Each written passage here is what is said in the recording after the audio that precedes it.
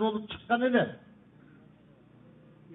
Al 500 bin adamdı Form2'ye koyup doğuşları satıp algandık üçün 500 bin administratiflik resurs iştegendik üçün narazı olup çıkkan el bugün oşol deputatlar rayonlarga gelip штабтарды başkarıp azırkı Sadır Nurkojoyev'di prezident kılavuz dep жүрüşөt. Алар кайсы бийлик десе, ошол бийликтин астында иштей бере турган адамдар. Ушул эле депутаттар Атамбаевди кол чаап, сиз улуу урматтуу арыстансыз деп атат эле. Азыр кайра баштан киребиз. Анан кийин жемек өткөч дегенди трибунга кирип жүрүп, туугандар бөлүшүңүздөр. Жемекти кетине коюп туруп Садыр Жапаров өтүп кетти. Булар да уят деген жок. Булар да уят деген жок калды. Ошолордун аркасынан ээрчиген биздин элдеги болуп атат күнөө. Муну токтотуш керек да. Биз өзүбүз бала чака үчүн, келечек үчүн, мыйзамдуу мамлекет үчүн деп добуш беребизби, же кимдир бирөөлөрдүн аркасынан ээрчип жүрүп добуш беребизби? Ушуну токтотуш керек. Эл бийлиги дейт. Кантип бул эл бийлиги болуп калды азыр? Эл суранып атат, эл суранган жок. Ошо бийликте жүргөн 120 депутат ошолор суранып атат. Ошолор азыр агитаторлар. Эл бийлиги болот эле, эгерде Садыр Нуркожоевич ошолордун бирөөсүн дагы кызматка албай, бирөөсүн дагы өзүнүн штабына жолотпой коелен. Мен эл добуш берсин десе, анда элдик бийлик болот эле. Бүгүн ошо чуркап жүргөндөр бардыгы ошол талап берин тегерегине отуруп калышты. Анда эмесе Tosol aylık Kırgız Respublikası'nın prezidentliğine talapkar Madmarov Adakan Kimsanbay işte söz. Bölüşünüzler soğanlar, bölüşünüzler.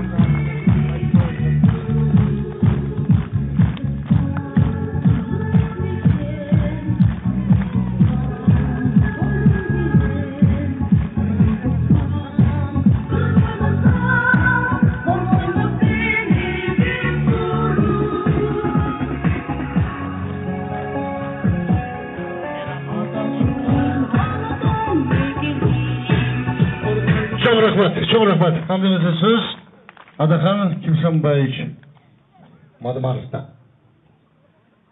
Rahmat. Assalamu alaikum hurmatlı aksakallar, apalar, ağalar, eceler. Hoş geldinizler. Bugünkü jıyınga, bugünkü joluguşууга.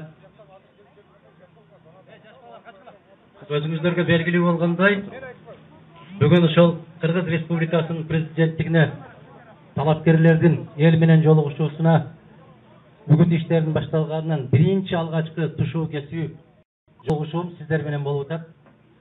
Бул биринчи жолугушуу.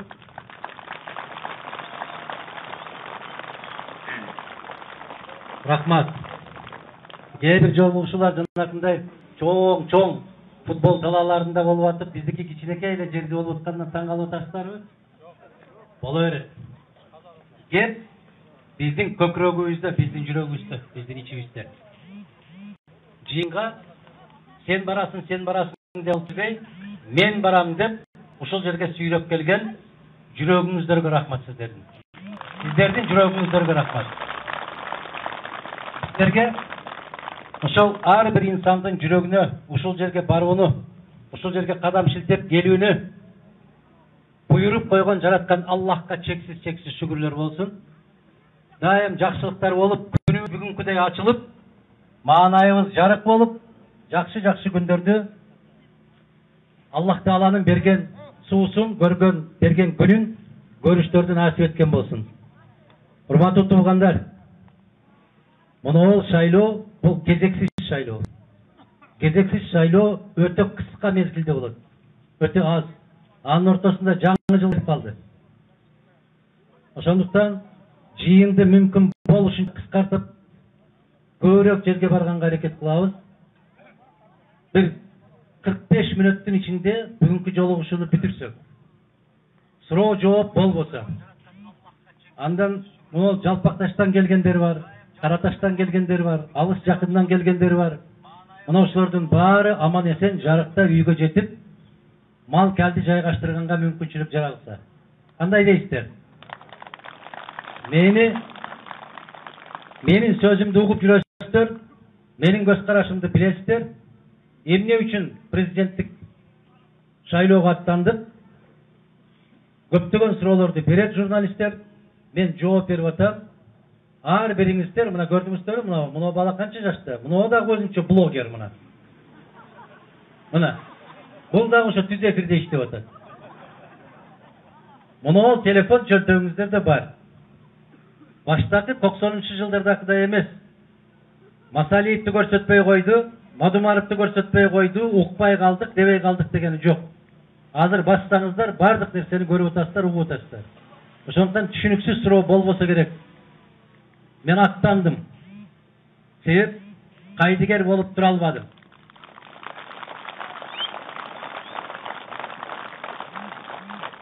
Могул жерде жазылып турат, ыйман, тазалык, мыйзамдуулук деп. Мына ушул улуу касиеттерге, улуу жолго барууга аттанып отурабыз. Бул жеңил эмес, оңой эмес. Айрыкча биздин Кыргызстанда жеңил эмес. Мына мындан аз эле убакыт башта ушул жерде парламенттик шайлоодо жолугуштук эле. Мына ошондогу менин сөздөрүмдү эстеп койсоңуздар, дал ошол айткан күндөр ушул күндөр. Биз не деп айттык эле?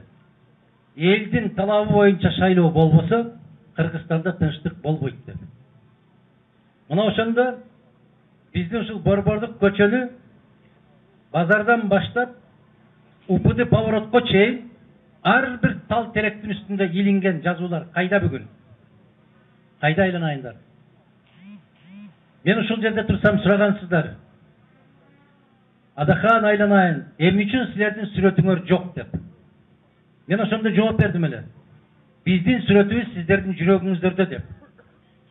Биз тал терекке сүрөт илбейбиз деп. Ошол илинип турган сүрөттөгүлөр, жазылып турган азаматтарыбыз бүт баары оптом башка жакка бурулганын бүгүн көрүп атасыздар. Байкап атасыздар ушуну. Кече биримдик деп, мекен ынтымагы деп кыйкырып жүргөндөр бүгүн не деп кыйкырып атканын угуп атасыздарбы? Оптом командасы менен өтүп кеткенин көрүп атасыздарбы? Ошондуктан урматтуу Калдайган калайык Кагылайын касиеттүү калкым, жетишет. Бүттү баары. Токтойлу. Токтойлу да өз жолубузду табалы. Өз жолубуз менен басалы. Биз өз акылыбыз менен ой жүгүрткөндү үйрөнөлү. Бияка деп атат, аяка деп атат дегендердин баарын токтотолу. Өзүбүз чечим кабыл алалы, өз жүрөгүбүздү өзүбүз тыңшап көрөлү. Эмне дейбиз, кандай дейбиз деп. Мындан ары карай президенттикке бараткандагы негизги максат эмне? Кыргызстанда ушу капкан казып титирегендей кылган тартип орнотуу. Бизге жетишпеген эмне бүгүн? Баары жетишет. Бир гана жетишпеген нерсе тартип, ыйман, инсап. Мына ушул гана нерсе жетпей атат бизге. Кудайга шүгүр. Турсагыбыз ток. Кийимибиз бүтүн. Жаман жетпейт деген сайын жетпей кете берет экенбиз. Аллага шүгүр дешибиз керек. Илгери биздин ата энелерибиз онтоп атып дагы эмне кандайсыз десең шүгүр дейт эле. Азыр курсак ток турса дагы кандайсың десең деп баштайт да. Баары ушунан кетип барат. Мен кандай мамлекетти кургум келет? Советтер Союзундагыдай мамлекетти кургум келет. Бизди көпчүлүк учурда сурайт. Атакан эмне кылып койду деп сурайт. Мен жасаган ишке караганда, жасай элек иштеримди, жасабаган иштеримди айтайын сиздерге. Мен 30 жылдан бери саясатта жүрүп, 30 тыйын уурдаган жокмун.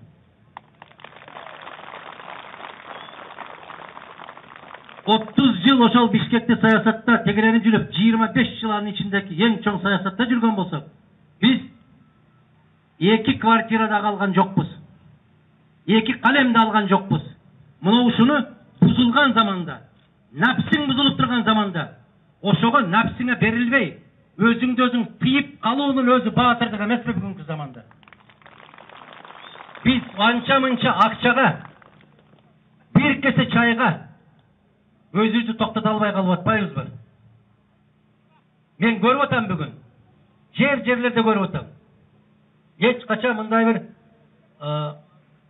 тойго чакырсаң да барбай турган азаматтардын аябагандай чоң спорт, футбол аянттарында батпай аткандарын көрүп атам мен. Кече эле биримдик дегенде ошолор ошондой кылып кыйкырып атты эле. Мекеним Кыргызстан дегенде бийлеп атты эле ошондой болуп. Биз кимбиз? Ким болдук? Кандай болуп калдык? Биз бала кезде ушу көчөдөн жүргөндө, мына жерде китептер дүкөнүндө, ошо китептер дүкөнүнө келип тизилип калчу элек. Бүгүн жаңы китеп түшөт экен деп. Азыр эмне кылып калдык? Бүгүн ким келет экен? Кайсы кандидат келет экен деп атабыз. Ошондуктан тургандар, жараткан Аллах Таала албетте чындыгында жетекчиңер өзүңөрдөн дейт. Өзүбүз кандай болсок, жетекчибиз өзүбүзгө окшош болот экен. Көрүп атасыздар, Мадумаровдун командасы болобу? Бүтүн Кыргызстан партиясынын командасы болгонбу? Эң маданияттуулуктун бийик чокусуна жетип, маданияттуулуктун үлгүсүн көрсөтүп келдик биз. Биз эч качан жулунбадык. Жараткан Аллах кызматка жулунгандарды жакшы көрбөйт экен. Жактырбайт экен, жана алар менен бирге болбойт экен. Биз жулунбадык. Эмне кылып койду деген суроого жооп берейин. Мен байлыкка жулунган жокмун. Мен бийликке да жулунган жокмун. Биз дайым айтып келебиз, күрөшөбүз. Чындык менен күрөшөбүз. Тазалык менен күрөшөбүз. Акыл эсибиз менен күрөшөбүз. Бирок акча менен күрөшпөйбүз. Билек менен күрөшпөйбүз. Биз күч менен сынашпайбыз. Биз бири-бирибизге атааңдашпыз. Бирок душман эмеспиз. Канча талапкер чыкса мен баарына сый урмат менен мамиле кылам.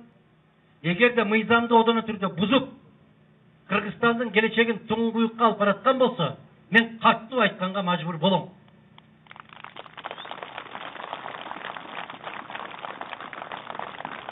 Biz ушул кыска мезгилдин ичинде 28-не чейин кайра Бишкекке барыбыз керек. 28-нде теле таймашыбыз бар. Теле дебат дейт. Эгер мен мамлекеттин башында болсом бүгүн ушундай чечим чыгармакмын. Момундай болуп, аянттарда, көчөлөрдө, суукта эл менен жолугуштурбай, Кудайдын куттуу күнү теле таймаш кылып коймокмун. Мугалимдер да кыйналмак эмес, барышыбыз керек экен деп. Дарыгерлер да мына бүгүн айтат, Куршапта оорукана жабык. Өкмөт жабык. Не болду? Чогулушка кетти. Кайда? Өзгөнгө. Эмне болгон чогулуш экен?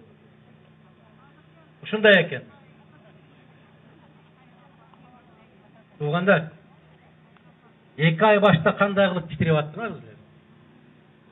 Ким деп титиреп атты? Бүгүн ким деп титиреп атабы?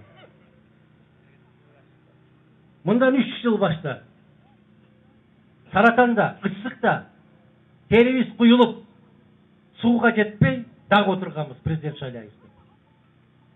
Мындай кылалы. Мен көп сүйлөбөйүн. Алыс жакындан келген аксакалдар бар экен. Бизге сөз бергиле дейт. Мен жок жерде сүйлөңүздөр, сураныш сиздерден. Азыр мына жыйын бүткөндө сөз алып чыгып, каттуураак сөздөр кетип калган болсо, ансыздар ойлоп атышат. Мадумаров ушуну уюштурат деп Аллах тактаган болсун ошондойдон. Мени өздөрүндөй көрбөсүн алар. Мен эч качан бир кишиден, эгер ушул жерден бир киши туруп айтсын, менин ушул жерге келгенде ушинтип сүйлөп коюңуз деп бир кишиге кайрылсам, айтыңыздар туруп, Аллахтын алдында айтыңыздар. Мен андай жолдон алысмын. Мен андай жолго барбайм. Биздин алдыбыздагы максат мына 5-6 октябрдан баштап конституциялык талаадан чыгып кеттик биз. Ошондуктан бүгүнкү күнгө чейин биздин бир да бир өнөктөш мамлекетибиз Кыргызстанды тааныбай турат. Кыргызстанды өлкө катарында таанып, биз менен мамилелеш болгусу келбей турат. Аны түшүнүп атасыздар сиздер. Эмне үчүн ушундай болуп атканын? Себеп биз мыйзамдан чыгып кеттик. Конституцияны токтотуп койдук. Парламенттик шайлоо. Караңыздар, жападан жалгыз нак маңдай тер менен акчага сатып албай, мына сиздердин калдайган калктын колдоосу менен парламентке өтүп туруп, шайлоо мыйзамсыз, мыйзамды бузуу менен арам өттү деп жарыялаган ушул биздин бүтүн Кыргызстан. Шайлоонун жыйынтыгын жокко чыгар деп талап койдук биз. Эгерде бизден башка партия өтүп алганда, мындай нерсе болгон. 2010 жылы, 2015 жылы биз өзүбүз өтүп алдык, болду, калган менен чатагыбыз жок деп отурган азаматтар болгон. Биз өткөн партия катарында шайлоону тааныбайбыз деп чыккан жападан жалгыз партиябыз. Эмнеге? Себеп ар кандай кызматтан адамдын абийири кымбат. Биз көрүп аттык. Мына жерде аксакалдар дагы, эжелер, агалар, аяштар, достор отурасыздар. Ушул мектептерде эмнелер болуп атты, айтыңыздарчы. Шайлоо күнү эмнелер гана иш болуп атты. Кандай гана акчалар агып атты. Биз кантип ошону көргөн жокмун деп айтабыз. Натыйжада эмне болду? Натыйжада 4 октябрь күнү балекет болду. 5 октябрь уланды, 6 октябрь куладык баарыбыз. Не болду? Ар шайлоодо айтабыз, эми биз башкабыз деп. Жок. Баягы болуп калпасың да. Ой, азамат, сен каяка тартып атасың, балам? Мына ушул азаматтар ушундай болуп сыздабасын деп жүрүп атабыз. Баягы ар бир жамандыктын артында жакшылык бар. Аллах насип кылса, Кудай кааласа, мына ушул жамандыктардын баарын толкунунан өттүк, эми жакшылыкка барарбыз деген үмүтүбүз бар. Эми болду, жетишет деген үмүтүбүз бардыр. Эртең болбосо бүрсү күнү деп 30 жыл жашап келдик. Болду. Бирөөлөр айтат экен ушул. Келечегибиз жакшы болуп кетер деп. Жок. Мен бүгүн жакшы болушун каалайм. Бүгүн. Ушул жерде жакшы болушун каалайм. Келечек деп биз 30 жыл жүрдүк. Ошол келечекте жакшы жашарбыз деп эчен карыяларыбыз, апаларыбыз, аталарыбыз көз жумуп кетти, көрбөй. Адилеттүүлүккө жетпей кетти. Мен Кудай кааласа, сиздер менен бирдикте жараткандан буйрук болсо, ошол жакшылыктарды эртең бүрсү күнү дебей, бүгүн сиздер менен чогуу ошол жакшылыктарды көргүм келет.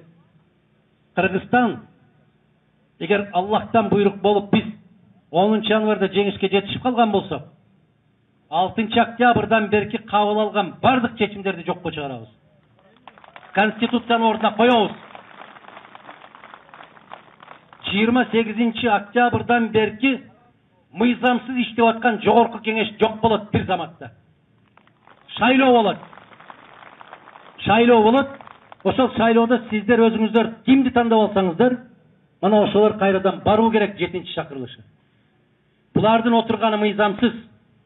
Кабыл алып аткан чечимдери мыйзамсыз. Конституцияда жазылып турат. Президенттин милдетин аткаруучу конституциялык реформа жүргүзө албайт деп турат. А биз кетип бартабыз. Конституциялык кеңешме жок дегенде жарым жылдан кем эмес иштеш керек. Мына кечээ бүтүрдүк. Biz sizlerden nazarınızlarga saldık. 10. yanvarda doğuş beriңiздер деп sizlerge salып atat. Ушул жерде мугалимсизби, милиционерсизби, ким болсоңуз дагы bir kişi kol көтөргүлөчү мен конституцияны окудум деген ким бар? А окусаңыздар кантип добуш бересиздер? Бербейсиздер. Бирок ушул Куршат кайсы ушул Ленин 5ке добуш бере тургандар ушул жерден айтат. 98% колдоду деп берет. Билбесеңиздер, окубасаңыздар, аны сиздер эмес, мен окуй элекмин. Мен көрө элекмин ошону. Кантип добуш беребиз? Эмне мынча шашабыз? Кайда кууп баратабыз? Ким жазып атат ал конституцияны? Кимге кызмат кылат? Эгер калп айтса, мени токтотуңуздар ушул замат. 2010 жылкы конституцияны кабыл алышып атканда, дал ушул жерде жолугуп мен сиздерге айттым эле. Бул конституция Ошто Жалалабадта түтөгөн үйлөрдүн түтүнү токтобой туруп кабыл алган конституция Кыргызстанды туңгуюкка алып барат деп айттым беле? Айттым. Ошондо кээ бир ушул жерде отурган, кээ бир азаматтар айткан. Жаңы конституция жакшылыктан үмүт кылабыз да деп. Не болду ошол жаңы конституция? 2016 жылы Алмаз Атамбаев айтты. Ар бир кадамында бомба катылыптыр мунун деп. Ошону бомба бар экенин билиш үчүн 6 жыл керек беле? Биздин өлкөлөр кетти 6 жылдын ичинде алдына. Мына Өзбекстанды караңыздар. Кечээ бизден жардам сурап аткан Тажикстанды караңыздар. Тажикстандын ВВПсы бүгүн Кыргызстандын ВВПсынан 2,5 эсеге чоң болуп кетти. Караңыздар. Казакстанды айтпайлы. Бизге эмне болду? 2016 жылкы кабыл алып аткан конституциясын айттым мен дагы. Бул конституция мамлекетти жок кылууга алып барат деп. Жок болгондугун 5 октябрда көрдүк. Не болду? Элдик бийлик орнодубу? Эл ушуну кааладыбы? Жок. Эл эмне деп талап койду? Мыйзамсыз өткөн шайлоонун жыйынтыгын жокко чыгар деп талап койду. Президентти кууп жибер, өкмөттү тээп жибер деп талап койгон жокпуз да, кандай дейсиздер? Мына ошол мамлекеттин жоктугунун бир белгиси ушунда болду. Сотуң дагы, милицияң дагы, прокуроруң дагы, КМБң дагы, алар баягы тоо курдагандарга эле күчтүү экен. Мыйзам бузгандарга алдары жетпейт экен. Тескерисинче ошолорду коргоп жүрөт экен. А мына конституция, урматтуу туугандар, мына конституция бизди жакшылыкка алып барбайт. 10 январь мыйзамсыз референдум. 10 январь кыргыз тааныбаган, кыргыз билбеген, кыргыз окубаган конституцияны кантип кабыл алабыз биз? Эмне деп кабыл алабыз? Ошондуктан мен сиздерге айтарым бирөө. Тандаңыздар. Тандаганды үйрөнөлү. Жетишет. Баланча айтты дейт. Ушундай деди деп угуп турмун. Болду. Өз акылыбыз менен, өз жүрөгүбүз менен чечим кабыл алганды үйрөнөлү. Мына шайлоодо мен эч качан сиздерге келгенде же Ошто, же Баткенде, же Көлдө, же Таласта, же Чүйдө айтпайм. Мен деп айтпайм. Таңдаңыздар деп айтам. Азыр да айтпайм мени таңдагыла деп. Акылыңыздар менен, жүрөгүңүздөр менен кеңешиңиздер деп айтам. Эмне кимдин айтканы туура келсе, ошону тандап алыңыздар деп айтам мен. Мен үчүн эмес. Мына ол балдар үчүн. Өзүбүз үчүн, өзүбүздүн келечегибиз үчүн.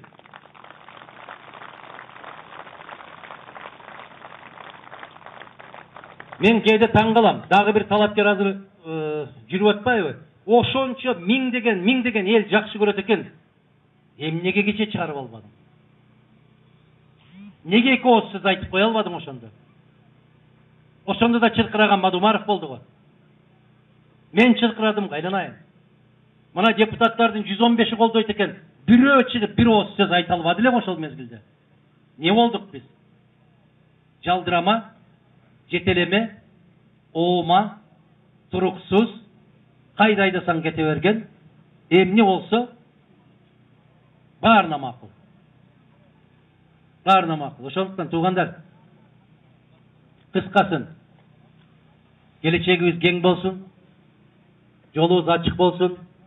Программа айтып, мен сіздерге башыңыздарды ооруткум келбейт. Ушул эле телефонду бассаңыздар, тышкы саясатыбыз кандай болот, ички саясатыбыз кандай болот, кем байлыктарыбыз кандай болот, тартип кандай болот, карыя картаң, мунжу майып, жетим жесирлерге көмөк кандай болот, бардыгы жазылганда айтылган. Муну биз жасап келгенбиз, биз ушул жол менен кетебиз. Башка убада бербейм. Мен сіздердің пенсияңыздарды 15 000 кылам деп айтпайм. Мен мұғалімдердің айлығын 25 000 кылам деп айтпайм. Bir гана нерсе айта алам мен. Тумшук тууга чокутпай, канат тууга каптырбай, каттуу, адилеттүү, мыйзамдуу өлкөнү кура алабыз сиздер менен.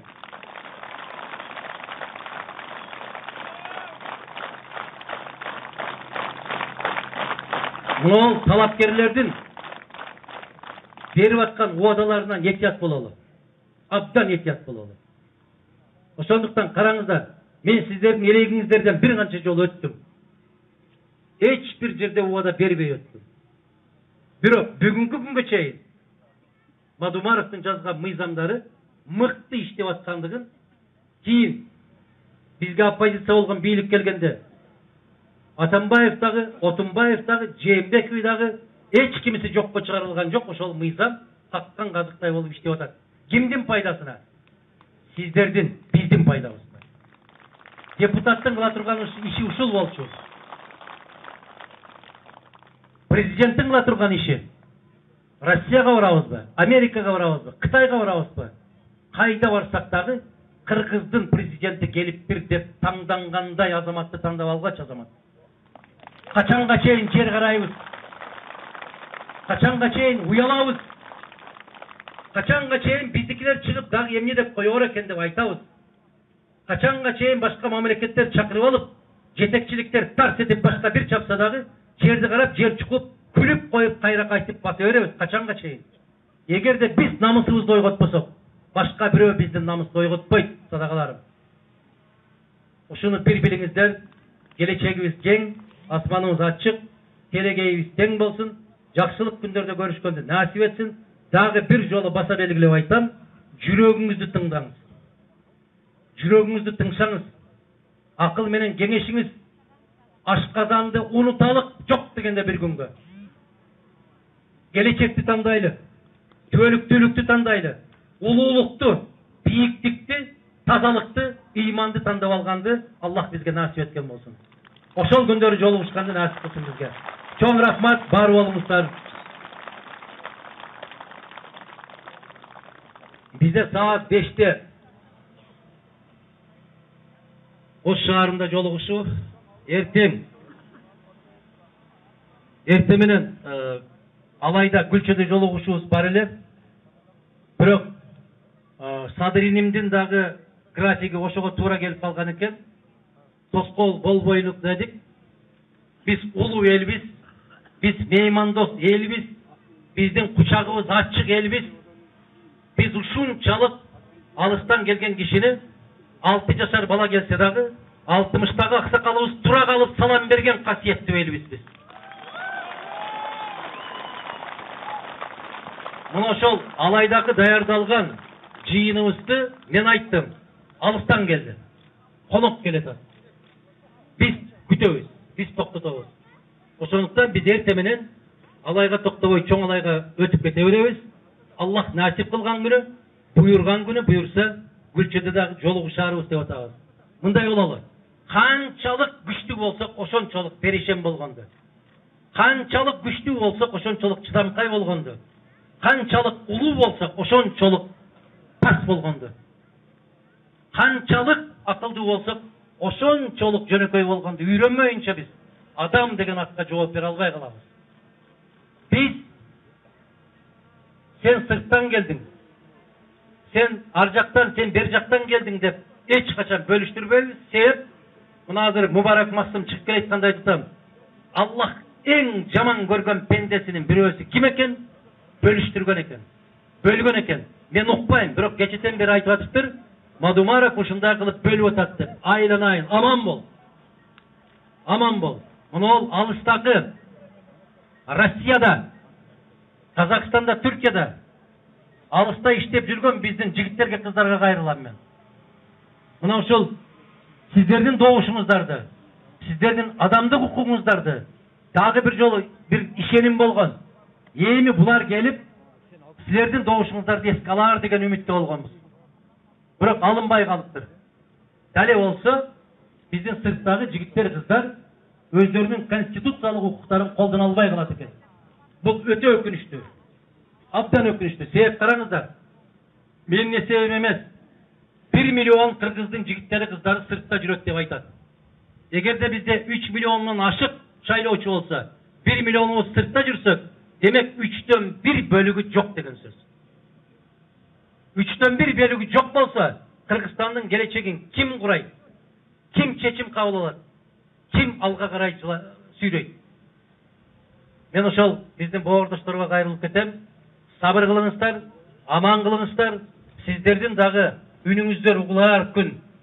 Аллах насип кылса жакында келетат. Буюрса ошол күндөргө биз жетебиз.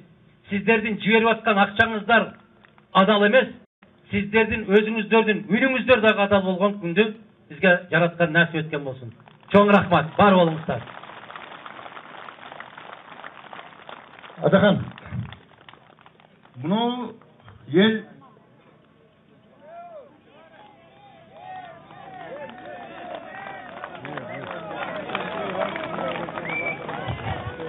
Кагылайын калкым.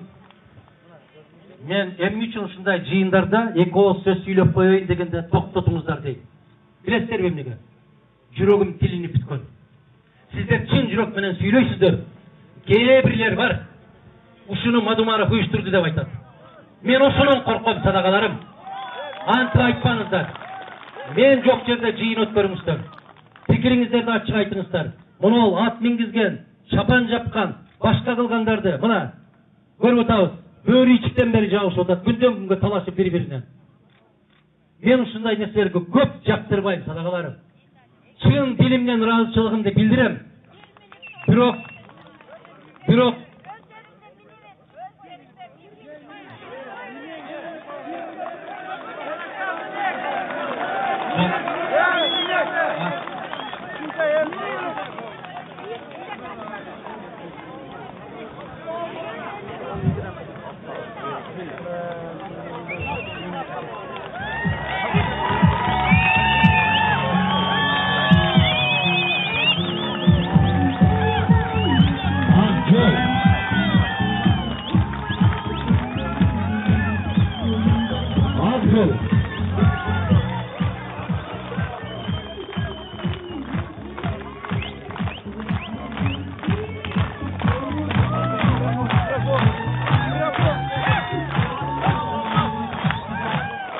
Мына көрдүңүздөрбү, жаңгар болсо дагы бек тегеренип сиздерге таажим этип койду.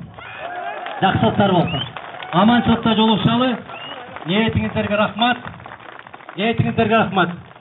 Ар бирибиздин асманыбыз ушундай ачык болсун. Чын дилден ыраазычылык билдирем.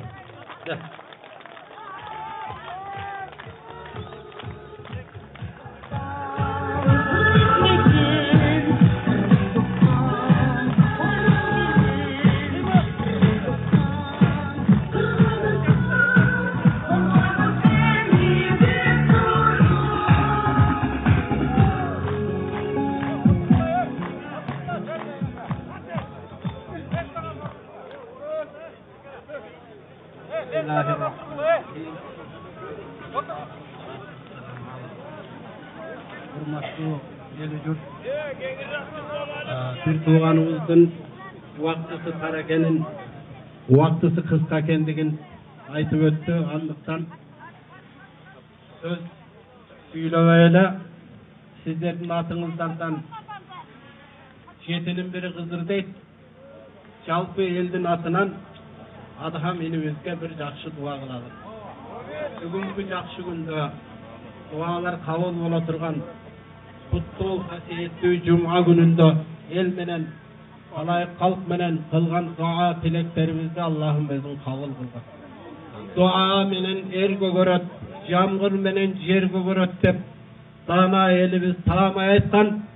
Anın sыңарындай bir tuğanımızdı mından arıdağı turuktuluğun, adiletlülüğün, el üçün güygöndüğün, başka jakşı sapatlarını eske alıp, gelecekte uşu eldin hizmetine jarap bermesine, eldin kılıp жатқан dua tilegin jaratkanım özün kabul kılgın. Elimizge esendik, dövlöt, vakıt, ıntımak ber jaratkan. Kariyalarımızga uzak ömür, bekem densoğluk, kadırman garılıktı nasip etkin ya Rabbi. Yaşlarımızga tavfik, hidayat berip, tuğru yoldu taamay görüp, oşu tuğru yoldan getip, sabırluluk menen, iymanduluk menen, gelecekti tandagandı jaratkan özüň üýretgin. Her türlü uşak sözlerge, jaman sözlerge alınbay. Uşun bizdin hasiyetli Kırgız halkının uşunday bir asıl sapatların bekem tutup, sabırluluk kılıp, şaylonu tınçaman ötkörüp, oşol eldin başında turgan, el üçün gam görgen er azamattardı birösün tandap alууну jaratkan bizdin elimizge nasip etkin. Adham bir tuğanımızdın şu saparın baysaldуу kılıp, arışın genen kılıp, eli üçün, jeri üçün güyüp atkan jürögü mından arıdağı andan beter jakşı soğup, uşu eldin, jurttun hizmetine jarap bergendi jaratkan Allah'ım özün buyurgun. Gelip bergen, alış yakından gelgen uluu kişilerдің kadamlarına jaratkan hasanatları жазgın. Gelecekte uşu güldögön Kırgızstan başka mamleketlerin aldında teң ata olup, Kırgız mamleketi degen uluu mamleketke aylanğusun jaratkan özün buyurup nasip kılgın. Rabbana atina fid dunya hasana ve fil ahireti hasana ve qina azab.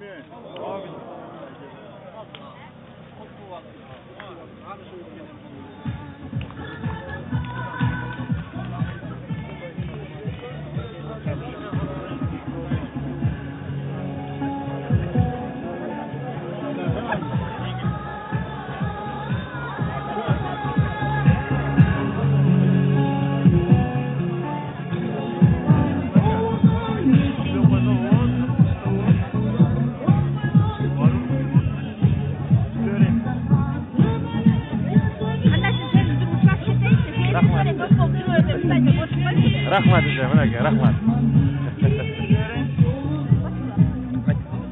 Şampiyonlara çok rahmat.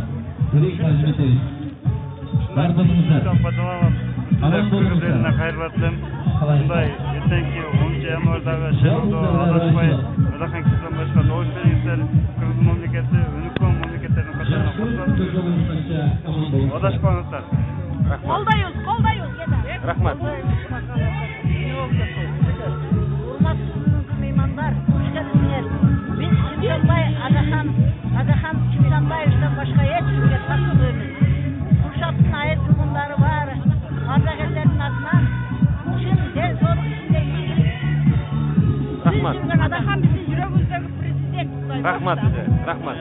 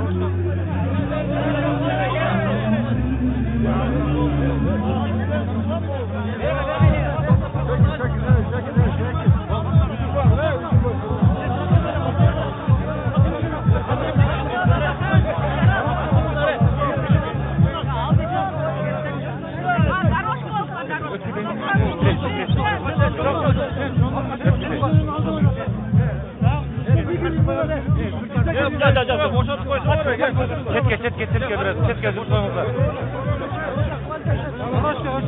Daraşka. İşte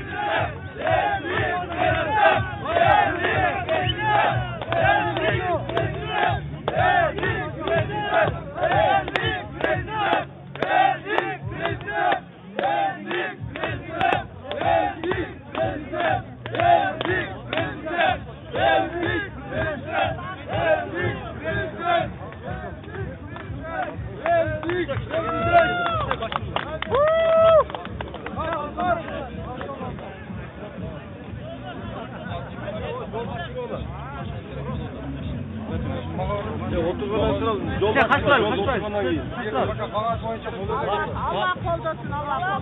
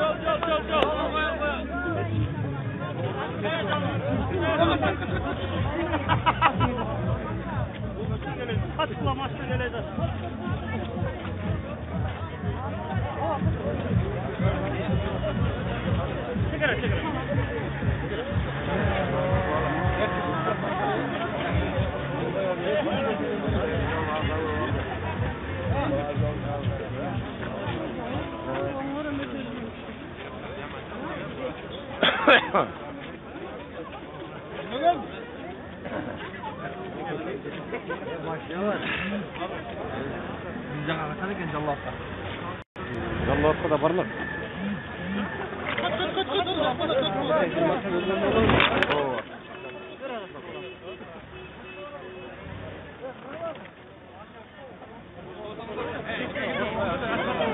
Мына урматтуу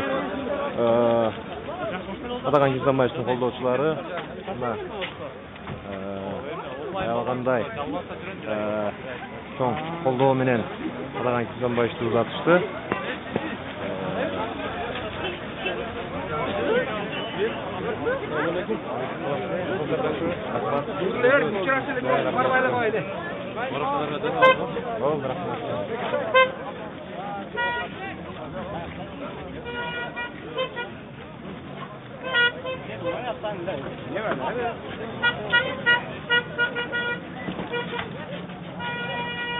Урматтуу сефер көрүүчүлөр, сапарыбыз аяктады. Кудайым буйрукса, азыр саат 5-те. Саат 5-те биз Ош шаарында дагы эл күтүп атат. Жолугушуу азыр мына бузактан чыгып, биз Ош Ордолуу Ош шаарыны көздөй сапар алганы турабыз. Кудайым буйрса дагы сүз эфирден көрүшкөнгө чейин сак саламатта туруңуздар.